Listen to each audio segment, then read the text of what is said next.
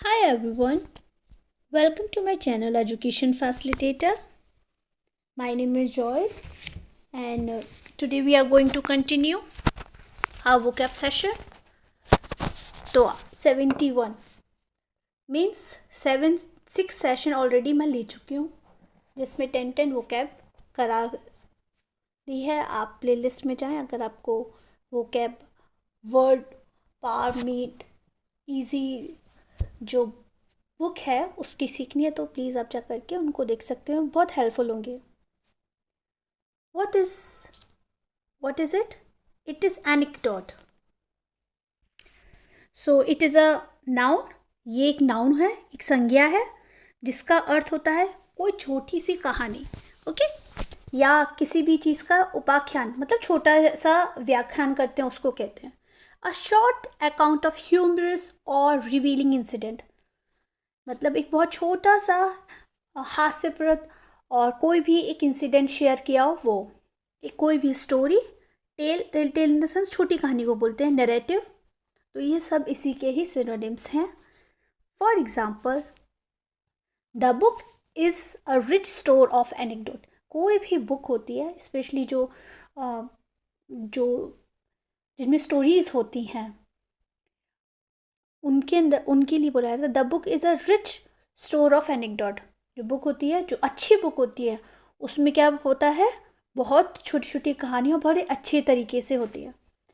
Fred, there is a name, it is a name, told an anecdote about his childhood. Fred ने क्या बताया, अपने childhood की कोई छोटी सी कहानी के बारे में सबको बताया. ओके ये सिंपल से उदाहरण हैं जिनकी वजह से हम इन डिफ़िकल्ट वर्ड को यूज़ कर सकते हैं. और आपसे कहूँगी आप भी बनाइए. ये जो सिंपल वर्ड्स दिख रहे हैं ये बहुत ही इम्पॉर्टेंट हैं. अगर आप कोई भी एग्ज़ाम्स की तैयारी कर रहे हैं ये आपके लिए बहुत हेल्पफुल रहेंगे. एग्ज़ाम्स में आते हैं ये words. Anguish, what is it? Anguish ये क्या है, एक नाउन है जिसका अर्थ होता है वेदना या पीड़ा, जो बहुत दर्द होता है उसको बोलते हैं एंग्विश. ग्रीफ होता है, पेनफुल कंडीशन होती है उसको बोलते हैं एगोनाइजिंग फिजिकल और मेंटल पेन. कोई भी तरह का फिजिकल पेन हो, शारीरिक दुख हो या मानसिक दुख हो, जो बहुत ज़्यादा जिसमें दुख होता है ना, पीड़ा होती है, उसको बोलते हैं एंग्विश. एगनी, टॉर्मेंट, ये सब डिफरेंट सिनोनिम्स हैं इन्हीं के. टॉर्चर, सफरिंग जो काफ़ी लंबे समय से आप किसी पेन या सिचुएशन में, पेनफुल सिचुएशन में होते हैं उसे बोलते हैं. Mark looked at him in anguish, और जो मार्क है उसने देखा, अपनी फ्रेंड को देखा होगा, हिम कोई लड़का है, इन एंग्विश बहुत ही गुस्से में, बहुत ही दुख में देखा उसने, वेदना में देखा. Tears of anguish field her eyes, जो दुख के आंसू थे उसकी आंखों में क्या हो गए, भर गए. सबका जब कोई भी जन इमोशंस में होता है या पेन में होता है तो इस तरह के इमोशंस हम फील करते हैं.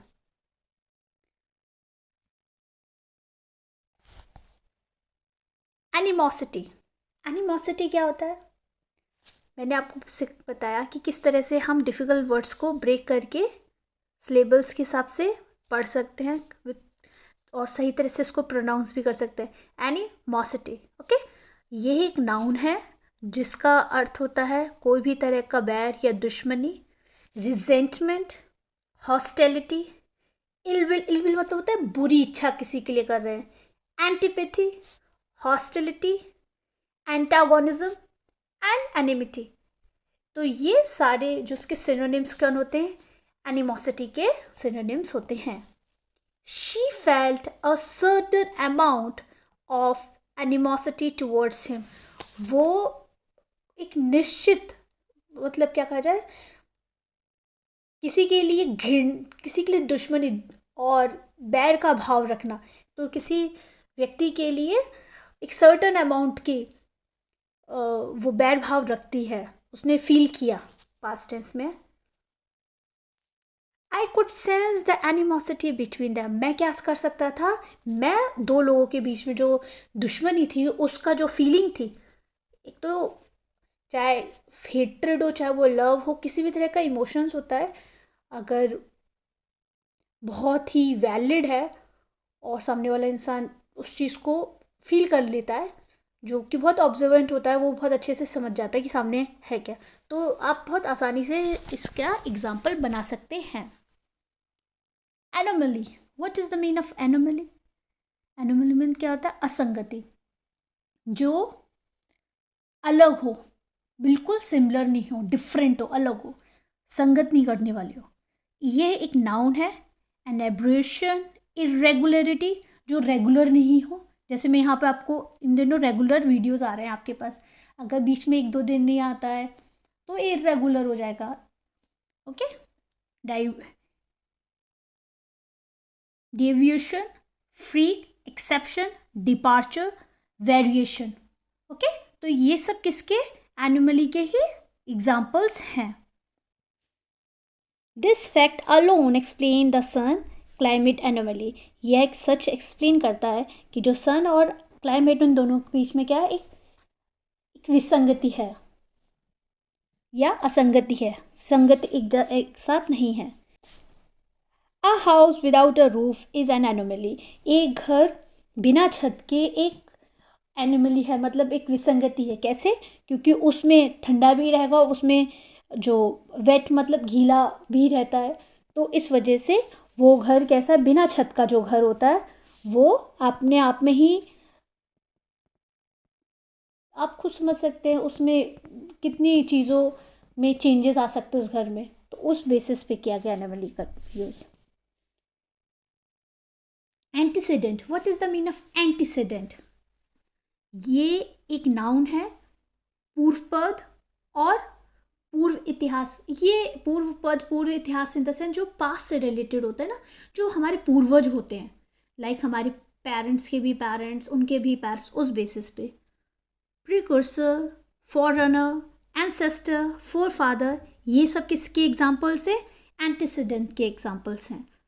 समवन और समथिंग दैट वेंट बिफोर, जो हमसे पहले, या जो चीज़ कह सकते हैं, या कोई भी व्यक्ति हमसे पहले आया हो इस दुनिया में, जो हमसे पहले आए हैं वो कौन हुए? एंटीसीडेंट हुए।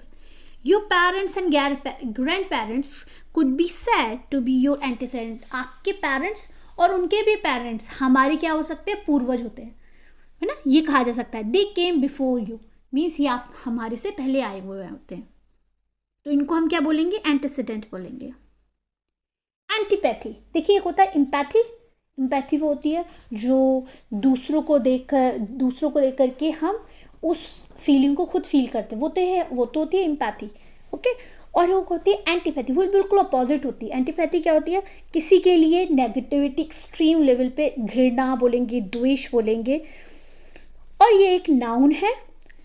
इसका मतलब होता है कि कोई बहुत ही, मतलब from the core of the heart, from dislike, बहुत किसी को नापसंद करना, हॉस्टिलिटी, अपोजिशन, डिस्गस्ट, ये सब फीलिंग्स हैं, और बड़े ही अलग अलग तरीके से इनके नेम्स हैं, दिए गए हैं, जो कि एंटीपैथी से रिलेटेड हैं। यहाँ पे ये एक्सप्लेन किया गया इन वर्ड्स के through. It is a strong feeling of dislike towards someone और समथिंग, ये एक बहुत ही, मैंने कहा ना, स्ट्रॉन्ग फीलिंग है किसी के प्रति। कैसी फीलिंग है? किसी के लिए नेगेटिव, डिसलाइक करना किसी को, किसी व्यक्ति को या किसी चीज़ को जो आप पसंद बिल्कुल नहीं करते हैं। I feel an antipathy against their behaviour, और मैं वो घृणा फील करती हूँ जो दूसरों के अगेंस्ट होती है। अगर किसी के अगेंस्ट कोई गलत बिहेवियर होता है तो उसके लिए मेरे अंदर क्या है? बहुत नेगेटिविटी है, या मैं कहूँगी मैं उस व्यवहार को बिल्कुल भी एक्सेप्ट नहीं करूँगी। ओके, एंटीथीसिस, एंटीथीसिस क्या होता है? एंटीथीसिस मतलब होता है डिफरेंस, और किसी चीज़ का विरोध, मतलब पूरा विपरीत। एंटीथीसिस एक अलंकार भी होता है फिगर ऑफ स्पीच में। Okay, so here it is a noun, और अगर कोई भी डिफ़िकल्ट स्पेलिंग होती है तो आप उसको सिलेबस इन द सेंस उस एक शब्द के पार्ट्स कर लीजिए, जिससे आपको ईज़िली याद करने में हेल्प मिलेगी। सो लाइक दिस, ओके, तो उससे क्या हो जाएगा, एक तो आपका प्रोनाउंसिएशन अच्छा हो जाएगा, अनदर थिंग इज़ दैट आप डिफ़िकल्ट स्पेलिंग को अच्छे से याद कर पाएंगे। और ये इसके सिनोनिम्स हैं, रिवर्स, रिवर्सल, इनवर्स, इनवर्स माने भी बिल्कुल उल्टा, the sorry the direct opposite, जो बिल्कुल ही उल्टा हो। Like patience is the direct antithesis of anger, जो पेशेंस है वो एंगर के बिल्कुल अपोजिट क्या है, एक बिहेवियर है, इमोशन है। अगर सामने वाला अग्रेशन में है और अगर आपने पेशेंस रखा हुआ है तो सिचुएशन को अच्छे से संभाला जा सकता है, और अगर आप भी गुस्से में हो, सामने वाला भी हो, तो सिचुएशन किसी भी कीमत पे ठीक नहीं होगी। Love is the antithesis of selfishness, जो स्वार्थी व्यवहार होता है जिसमें सिर्फ खुद के बारे में सोचा जाता है, वो वाला व्यवहार बिल्कुल अपोजिट होता है कौन सा इमोशन, लव का। क्योंकि जो लव होता है वो दूसरों की भलाई में, अच्छाई में, पॉजिटिविटी में क्या करता है, वो उसका नेचर होता है लव का। और सेल्फिशनेस क्या होता है, जो सिर्फ अपने बारे में बात होती है। तो बिल्कुल अपोजिट बिहेवियर है यहाँ पे। और इमोशन से, not behaviour, it is an emotion. Apartheid, apartheid एक मूवमेंट था जो कि साउथ अफ्रीका में हुआ था। ओके, सो रंग भेद का, जो नस्लीय लोग, मतलब जो लोगों का कॉम्प्लेक्शन जहाँ पे वो रहते थे साउथ अफ्रीका में, क्योंकि वहाँ पे फेयर कॉम्प्लेक्शन के लोग रहते हैं, तो उन लोगों के अंदर एक तरह का रेशियल बिहेवियर था, दूसरों के प्रति अच्छा व्यवहार नहीं था। तो उसके लिए the aberrant policy of racial segregation and operation in the Republic of South Africa.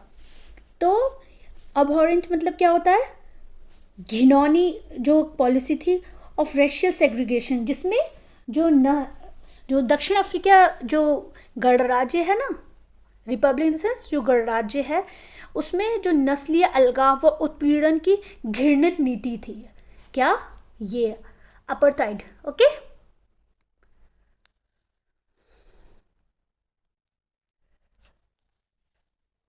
अपनी वोकैब को अगर आपको अच्छा करना हो, आप डेली एक वीडियो देखिए, आपकी डेफिनेटली वोकैब में आप डिफरेंस पाएंगे कि आपको डिफ़िकल्ट वर्ड्स याद हो रहे हैं। और मॉर्निंग में सेम वीडियो को आप दोबारा से देख लीजिए, या आपका अगर इच्छा हो तो आप लिख लीजिए, आपकी वोकैब डेफिनेटली अच्छी होगी। Apathy, apathy it is a noun, इसका मतलब क्या था, उदासी। जब हम बहुत उदास होते हैं, उदासीनता, लैक ऑफ इंटरेस्ट किसी चीज़ में। देखिए, उदासी और दुख बोथ आर डिफरेंट। उदासी किसी चीज़ में इंटरेस्ट ही नहीं आ रहा, आप दुखी नहीं है पर आपको इंटरेस्ट नहीं है। Lack of feelings, indifference, lack of interest, मैंने दो बार, लैक ऑफ कंसर्न, किसी की चिंता कम करना, उसको बोलते हैं, क्या बोलते हैं उसको, हम बोलेंगे apathy. He was sunk in apathy after his failure, जब वो फेल हो गया तो वो किस में डूब गया, उदासीनता में, क्योंकि fail pass that is a part of life. लेकिन जब कोई इंसान ज़्यादा हर्ट हो जाता है, कुछ लोग होते हैं जिनके ऊपर ज़्यादा प्रभाव पड़ जाता है, तो वो किस में डूब गया, उदासी में। The campaign fail because of public apathy, जो कैंपेन था वो क्या हो गया, फेल हो गया, क्योंकि जो पब्लिक थी, जनता थी, उनमें बहुत ही लैक ऑफ इंटरेस्ट था उस कैंपेन को लेकर के। अपोरिज्म, अपोरिज्म क्या होता है, ये एक नाउन है जिसका मतलब होता है कोई भी कहावत और सूक्ति। अ ब्रीफ, बहुत ही स्मॉल वे में आप किसी अपनी कंप्लीट बात को कहावत में कह दे रहे हैं, छोटे से उसमें। प्रोवर्ब, ऑफन विटी सेइंग, बहुत स्मॉल, जैसे शाहरुख बहुत स्मॉल मतलब पूरे स्टेटमेंट को बड़े स्मॉल फ्रेजेस में बोल देता है, उसको बोलते हैं। ओके, सेइंग, कोई भी तरह की कहना कि कोई इंसान क्या कह रहा है। मैक्सिम, एडिज, एपिग्राम, ये सब ही कहावत के ही अर्थ होते हैं। इट इज़ एन ओल्ड अपोरिज्म, ये एक बहुत पुरानी क्या है, कहावत है। बेंजामिन वॉज फॉन्ड ऑफ अपोरिज्म, जो बेंजामिन था वो कैसा है, उसको बहुत ही रुचि है कहावत बोलने में। तो इस तरह से आप ये जो डिफ़िकल्ट वर्ड्स हैं इनको डेली पढ़िए, और अगर आप लोगों के पास बुक है तो आप बुक से पढ़िए, और अगर आपको वीडियो से अच्छे से समझ में आ रहा है तो आप डेली वीडियो को देखिए और मेरी वीडियो को लाइक कीजिए, चैनल को सब्सक्राइब कीजिए और शेयर कीजिए जो स्टूडेंट्स हैं उनमें।